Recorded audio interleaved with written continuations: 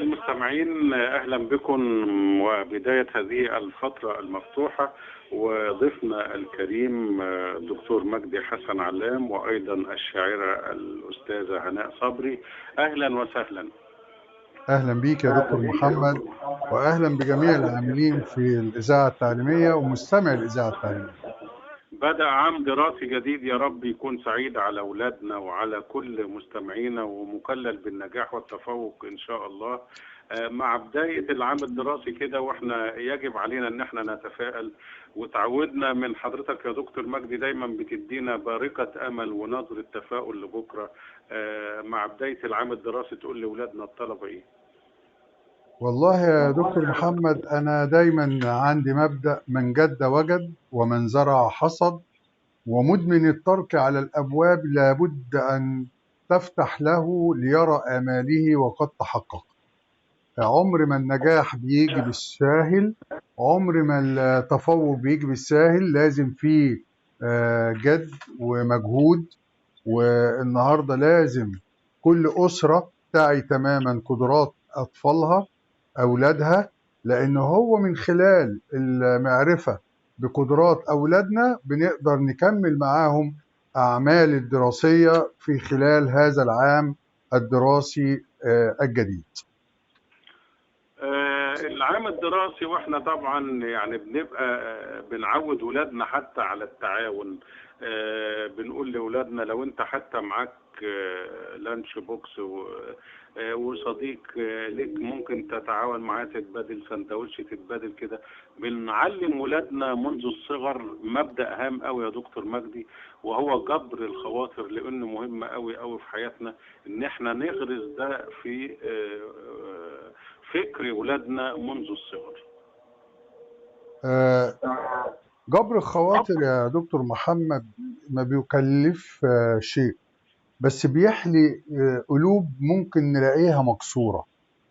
الكلمة الطيبة صدقة، وأعظم الصدقات اللي بتجبر قلب منكسر. حتى تبسمك في وجه أخيك صدقة، يعني مجرد الابتسامة. بالتأكيد.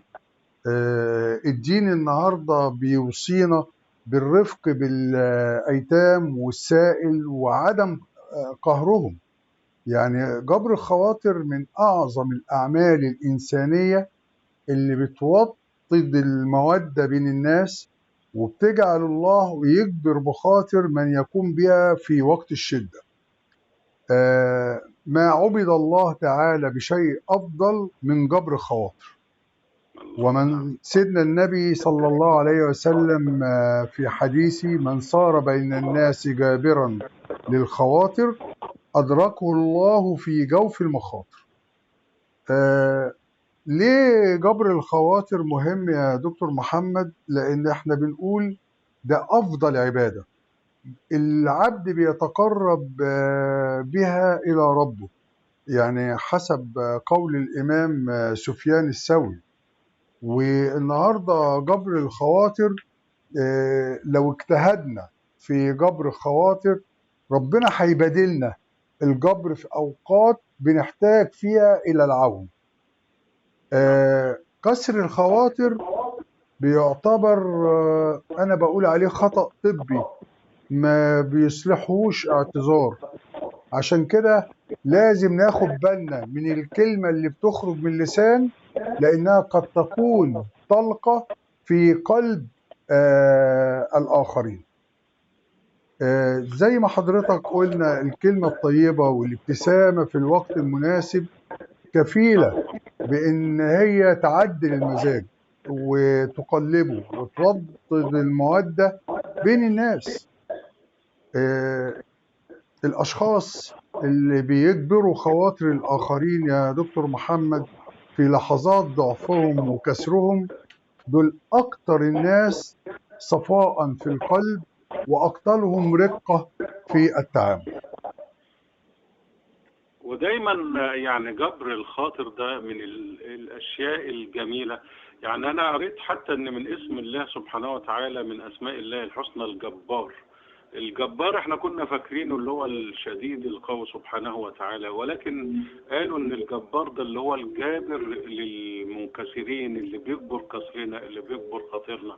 فأجمل يعني صيغة فعال ان ربنا سبحانه وتعالى الجبار اللي دائما يجبر خاطر الكل سبحانه وتعالى، وهو يعني مالك الملك.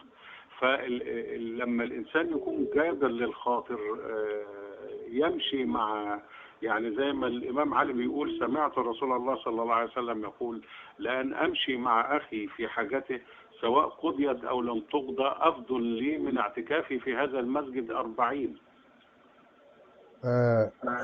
لو احنا خدنا بالنا ربنا اما جبر بخاطر سيدنا إبراهيم، اما الناس رفضت الإيمان به، ربنا جعل ذريته النبوة والكتاب.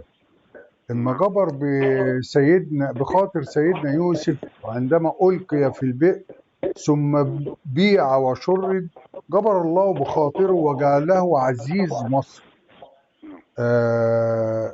وأنا بعد إذن حضرتك يعني يا ريت نسمع حاجة لجبر الخواطر من الأستاذة هناء صبري.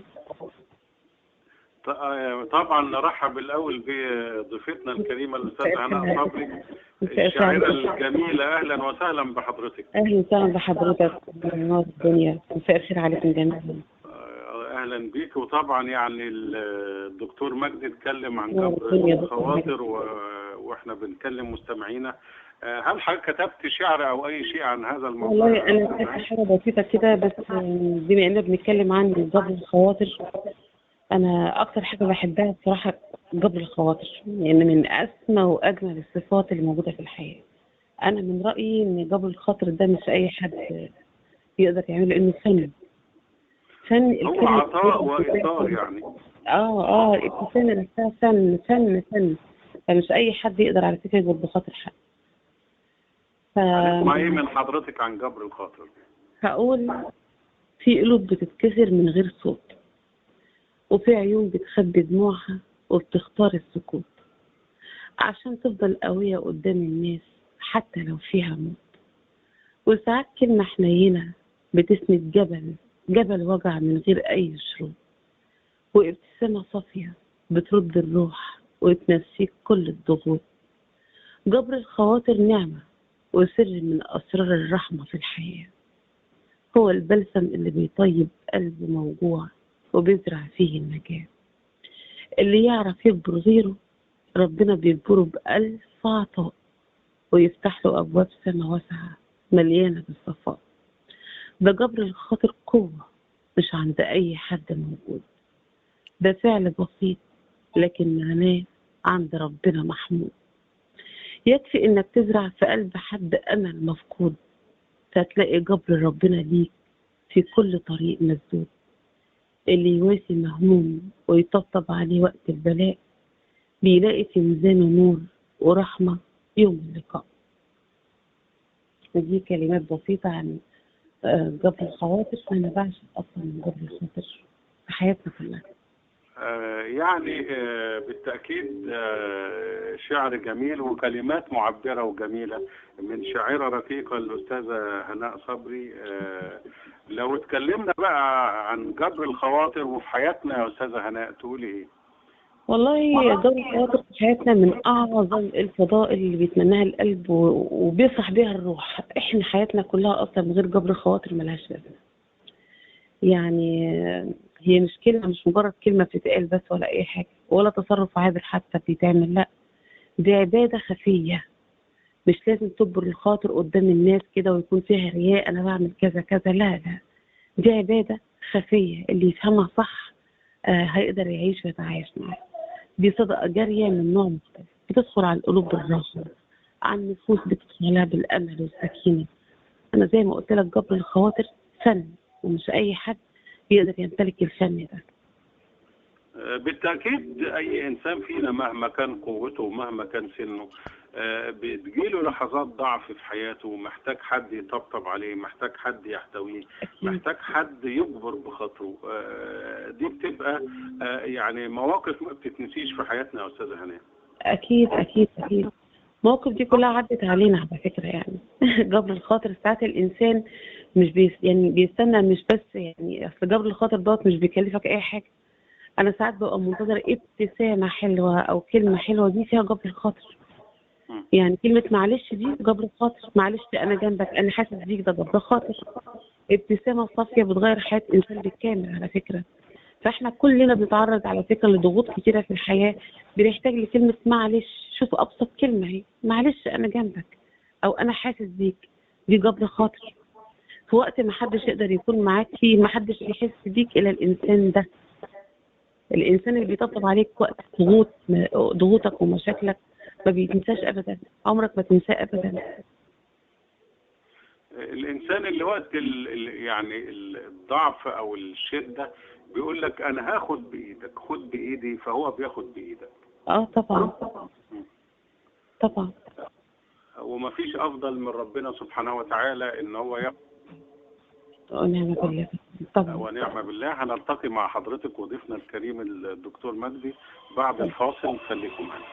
أعزائي المستمعين، متواصلون معكم هذه الفترة المفتوحة ومع ضيوفنا الكرام عبر الهاتف الدكتور مجدي علام والأستاذة هناء صبري. أهلا وسهلا بحضرتك يا دكتور مجدي يا أستاذ هناء. أهلا بيك يا دكتور محمد، وأهلا بجميع مستمعي الإذاعة التعليمية وجميع العاملين في الإذاعة التعليمية. يمكن كنا قبل الفاصل بنتكلم عن جبر الخواطر، وإن كلنا زي ما كان حوارنا مع الأستاذة هناء ان احنا كلنا محتاجين في لحظة ضعف، وكلنا بنمر باللحظات دي، لقيت تتمد وتساعدنا، لقيت تطبطب علينا، حد نشكي له همومنا. يعني كل انسان محتاج فينا حد يفضفض معاه، حد يكبر بخاطره، يعني يديله بارقة امل في المستقبل. خد بال حضرتك ان جبر الخواطر انا بعتبره من ارقى الاخلاق الانسانيه اللي بتبرز سماحه النفس، وبيكون في عمق الوعي بمشاعر الاخرين. زي ما الاستاذه هناء كانت اتكلمت، قالت ان هو خلق نبيل، فن انساني بيعتمد على احياء الامل في قلوب الاخرين، وخاصه الناس اللي بتبقى عندها قلوب منكسره. اصلاح ما كسر في نفوس الاخرين، حزن او كآبه، بكلمه طيبه زي ما قالت معلش، كلمه معلش او لفته كريمه، دي من اعظم الاعمال الصالحه اللي بتجلب على الانسان رضا ربه. الجبر الخواطر مهم جدا لان هي عباده عظيمه، من اجمل العبادات اللي بتقرب العبد الى ربه يا دكتور محمد. وهي زي ما بنقول هي فضيله، وفضيله نبيله للانسان اللي بيقوم بجبر خواطر الاخرين بكلمه طيبه، باللين، بالرفق مع الإنسان اللي عنده مصيبة أو أصيب في حياته. الصبر وعدم الاستخفاف والتأني بأي فعل فيه من الآخرين عشان أجبر خاطر الإنسان. جبر الخواطر مفتاح لمحبة الله لعباده. الكلمة الطيبة أو اللفتة الكريمة بتحيي أمل، وبتطفئ نار، وبتجعل القلوب المكسورة سعيدة. نعم. يمكن محتاجين قوي زي ما حضرتك قلت لجبر الخاطر ده في حياتنا، وبالذات يمكن يعني كما يقولون ما استحق أن يولد من عاش لنفسه. يعني للأسف إن احنا نرى في مجتمعنا الآن في بعض النرجسية اللي بتنتشر، بعدم الإحساس بالآخر، عدم التعاطف مع الآخر أو حتى التنمر على الآخر، صفات عكس جبر الخواطر اللي هو أصلا مفروض يعني خلق من أخلاقنا اللي احنا تربينا عليها، واللي كان بفطرتنا، واللي كان الكل بيشارك الكل في جبر الخواطر، سواء في فرحه بيهنيه، في همومه بيواسيه. يعني ده اللي بيخلي حتى جبر الخاطر في الإسلام بيتحول إلى حق. يعني الرسول لما يجي يقول صلى الله عليه وسلم في حديث: حق المسلم على المسلم ست: إذا مرض فعده، إذا عطس فشمته، إذا مات فشيعه. يعني ده حق عليك، مش إنك تجبر خاطر الآخر. دي من حقوق المسلم على المسلم، والجار على الجار، والصديق على صديقه. عشان كده قيل إن الكلمة الطيبة صدقة. هي صدقة حقيقي، لأن أعظم الصدقات إما بتيجي تجبر قلب مكسور، قلب منكسر. لأن النهاردة الكلمة الطيبة يا دكتور محمد دي من أفضل العبادات اللي بتقرب الإنسان لربه. دي من أسهل العبادات اللي بتقرب الإنسان لعبادة الله. أسهل حاجة إن أنت تطلع من لسانك كلمة طيبة. في ناس بتطلع من ألسنتها كلمات كالرصاص بتقتل الآخرين، بتوجعهم. وفي نعم. ناس عندنا حساسة جدا وبتبقى عندها إحساس بالآخرين، إزاي إن هو دايما بيبقى عايز يعمل الخير، بس بيلاقي في ناس دايما بتقف للخير. دايما في لحظة الأزمة بنبص لأقرب حد لينا. يعني محتاجين يبقى جبر الخاطر ده بين الزوجين، بين الأب مع أولاده، وبين الولاد مع أبوهم لما يتقدم به السن أو أمهم. يعني محتاجين دايما من الطرف القوي للطرف الضعيف، أو من الطرف ده. فمحتاجين أوي جبر الخواطر بين المقربين، وبخاصة بين الأزواج يا دكتور. يعني قد يكون هناك ظرف عند زوجتي فلا بد ان انا اواسيها، ظرف عندي فمحتاج منها كلمه مواساه او جبر خاطر، ولا يكون هناك تجمد او تبلد للمشاعر. ما النهارده حضرتك لما بنجبر خاطر الزوجة أو الزوجة بتجبر خاطر زوجها، من أعظم الأعمال الإنسانية اللي بتوطد المودة بين البشر. النهارده ربنا بيجبر بخاطر الإنسان اللي في وقت الشدة، بيجبر بخاطر الإنسان اللي بيجبر بخاطر الآخرين. مفيش كلمة أكتر من إن أنا لما أقول كلمة طيبة للآخرين، هي دي الكلمة اللي بتستحق إن تكون جابرة للخواطر. وعشان كده دايما الواحد لما بيدعي بيقول: اللهم أجبر خواطرنا بفرج قريب ومغفرة واسعة إنك سميع قريب. في أجمل من إن أنا أدعي ربنا إنه يجبر بخواطرنا؟ يعني ربنا سبحانه وتعالى زي ما حضرتك قلت محتاج ان العباد يجبروا خاطر بعضهم البعض. وقلنا العلاقات الزوجية محتاجة يكون في جبر الخاطر بين الزوجين. ايضا العلاقة بين الابناء والوالدين يا دكتور مجدي، بالذات بعد ما يتقدم بهم السن، محتاج أو انك تجبر خاطرهم. زي ربنا ما قال: اما يبلغن عندك الكبر احدهما او كلاهما فلا تقل لهما اف ولا تنهرهما وقل لهما قولا كريما واخفض لهما جناح الذل من الرحمة وقل رب ارحمهما كما ربياني صغيرا. وعشان كده احنا بمناسبة العام الدراسي الجديد احنا بنطلب من كل اخصائي اجتماعي في مدرسة وكل مدرس وكل معلم فاضل انه يجبر بخاطر الاولاد اللي بتبقى موجودة ايتام في المدارس، اللي بتحتاج عطفهم، اللي بتحتاج ان هو يكونوا سند ليهم. أنا بطالب كل المسؤولين في التربية والتعليم إنه يجبروا بخاطر الأولاد اللي فقدوا آبائهم، أو الأولاد اللي فقدوا أمهاتهم، العائل ليهم. لأن النهارده هم محتاجين جبر خاطر، محتاجين حد يقف جنبيهم يساندهم، محتاجين إن الإنسان يديهم الثقة دايما في حياتهم العلمية والتعليمية. محتاجين نربي ولادنا على ده. ليك زميل يتيم او زميله يتيمه، يعني يبقى في عطف، يبقى في جبر خاطر ليهم، يحسوا ان المجتمع كله اب ليهم او ام ليهم، مكان الاب اللي افتقده، مكان الام اللي افتقده، انهم ولادي، ان انا بعملهم زي ولادي، ان انا بعملهم زي اخواتي.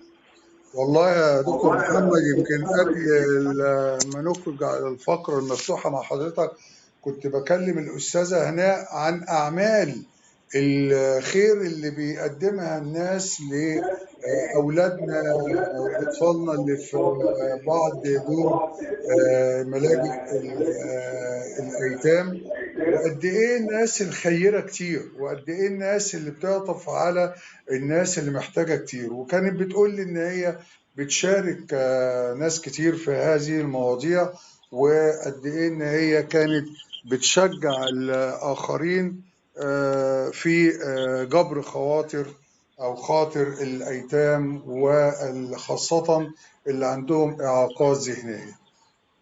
لو اتكلمنا مع الأستاذة هناء وقلنا لها يعني دور بقى المجتمع المدني في جبر الخواطر، وازاي كلنا نتكاتف ونتعاون ونبقى فعلا كالجسد الواحد في جبر خاطر المنكسر يا أستاذة هناء. والله أول حاجة هقول لك عليها، الناس لازم يكون عندها رحمة ببعض. الغني بيراعي الفقير، لازم القوي يسند الضعيف، حتى الجار لازم يهتم بجاره. ساعتها بنعيش في دنيا مليانة دفء وأمان. لكن أنا عايزة أقول لك بصراحة إن زي ما في فعلا ناس خيرة وبتعمل كده، في أكتر منهم ما بيعملوش كده. يعني احنا السلبي بقى في الزمن ده ان الجار ياخد باله من جاره او يهتم بيه، او القوي يسند الضعيف، او يكون في رحمه ما بين الناس، او الغني يراعي الفقير. كلنا عارفين ان الحاجات دي كلها يعني ما بقتش موجوده زي زمان قوي. هي موجوده لكن مش كتير زي زمان، لان جبر الخاطر أعتقد إيه السبب إنها قلت؟ دي مسؤوليه مجتمع كامل. المؤسسات والمدارس والجمعيات وحتى اماكن الشغل كلهم لازم يقدروا يكونوا سبب في يعني في ان انسان يبتسم بدل ما بيبكي، يكون حد حاسس بحد. لكن مش كتير دلوقتي على فكره يا استاذ محمد، مش كتير.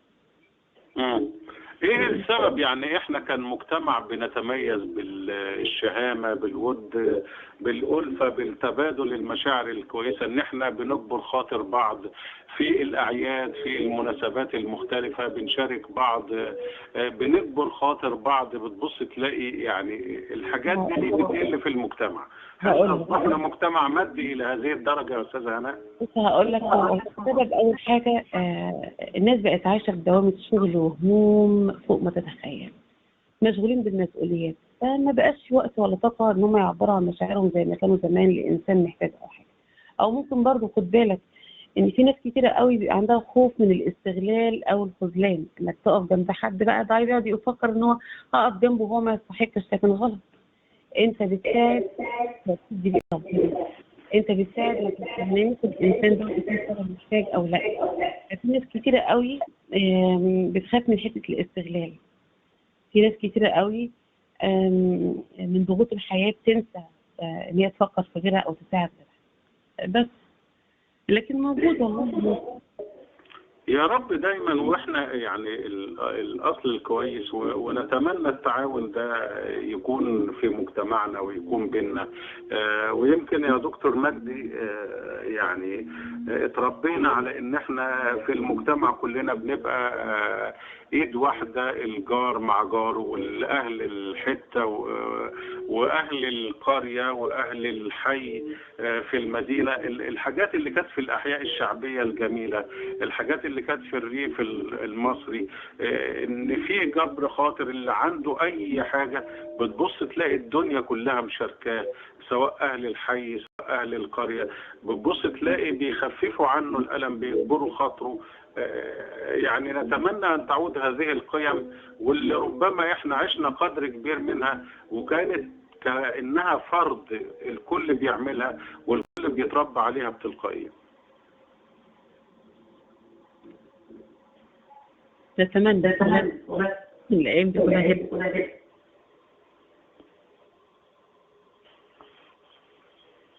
يعني سامعاني يا استاذه هنا؟ ايوه اتفضلي. انا بتمنى ان حالنا دلوقتي يرجع زمان. كان في رأس حب ورحمه ومحبه، يعني بكل حب كمان، يعني مش ان هو بيساعد جاره كده وخلاص عشان هو عايز المساعده، لا ده هو بيبقى مبسوط وهو بيساعده. الرحمه كانت موجوده اكتر. فانا بتمنى ان الايام بتاعت زمان اللي احنا عشناها ترجع دلوقتي تاني. هي موجوده بس قله، مش كتير زي الاول ابدا. يعني احنا بندور عليها على فكره، يعني ممكن ما بين كل مثلا 2000 شخص يكونوا 5 ولا حاجه، مش كتير يعني نتمنى ان تعود ان شاء الله. دكتور مجدي معانا؟ مع حضرتك يا دكتور محمد ومعاك. اتفضل يا دكتور، سامعين حضرتك. احنا دايما ما بنتكلم على الناس اللي بتجبر بخاطر الآخرين، واحنا عندنا قصص كثيرة. يعني قصة الثلاثة المتخلفين أو تخلفوا عن غزوة تبوك. ما تخلفوا عن الغزوة بدون عذر، سيدنا النبي هجرهم صلى الله عليه وسلم 50 ليلة، ثم أنزل الله توبة عليهم. يعني أرسل النبي صلى الله عليه وسلم بشرى التوبة لكعب بن مالك رضي الله عنه، الذي انطلق فرحا إلى المسجد والصحابة لقوه بالتهنئة. ده بيدل على جبر الله لقلبهم بعد الضيق. قصة خولة بنت ثعلبة، لما استمع سيدنا النبي لشكواها حول زوجها اللي سابها وهي كبيرة في السن، أنزل الله تعالى سورة المجادلة عشان يجبر بخاطرها. طبعا يعني، وكانت دايما تقول لسيدنا النبي شوف السماء تتدخل وتغير تشريع، ان لي منه اولاد ان ضممتهم الي جاعوا وان ضمهم الي ضاعوا. فسيدنا النبي يقول لها ما اراك الا وقد حرمت عليه، لان هو كان قال انت علي كظهر امي. فالتغيير السماوي يتدخل ويشرع الظهار، والذين يظهرون منكم من نسائهم ما هن امهاتهم ان امهاتهم الا اللائي ولدنهم، وتنزل الكفاره فصيام شهرين متتابعين من قبل ان يتمسى، ويتغير حكم شرعي بسبب امراه اراد الله ان يجبر خاطرها، وهي السيده خولة بنت ثعلبه، واللي سميت باسمها سوره المجادله، او حتى بعض علماء القراءات يقول لك سورة المجادلة نسبة إليها، اللي هي قد سمع الله قول التي تجادلك في زوجها. ربنا ما جبر بخاطر سيدنا النبي بعد ما خرج من مكة، وسيدنا النبي وقف يلتفت إلى مكة: ما أطيبك من بلد وأحبك إلي، ولولا إن قومي أخرجوني منك ما سكنت غيري. ربنا أوحى إليه في الطريق للمدينة: إن الذي فرض عليك القرآن لرادك إلى معاد. دي بشرى لسيدنا النبي بعودته فاتحا ومنتصرا لمكة، أطيب البلاد وأحبها إلى قلب سيدنا النبي صلى الله عليه وسلم. صلى الله عليه وسلم. عشان كده يعني كان جبر الخاطر حتى من سيدنا النبي صلى الله عليه وسلم للطفل الصغير اللي ضاع منه طائر كان بيلعب بيه، للست العجوز اللي دايما سيدنا النبي يكبر بخاطرها، للضعيف، لكل إنسان. نتمنى أن هذا الخلق ينتشر في مجتمعنا وتعود لمجتمعنا المصري الجميل العربي الأصيل أخلاق جبر الخاطر يا دكتور مجدي إن شاء الله. أنا بشكر حضرتك شكرا جزيلا، وأشكر ضيفتنا الأستاذة هناء صبري الشاعرة الكبيرة، وكل عام وحضراتكم بخير، وشكرا لكم. شكرا يا دكتور محمد، جميع العاملين في الإذاعة التعليمية ومستمع الإذاعة التعليمية.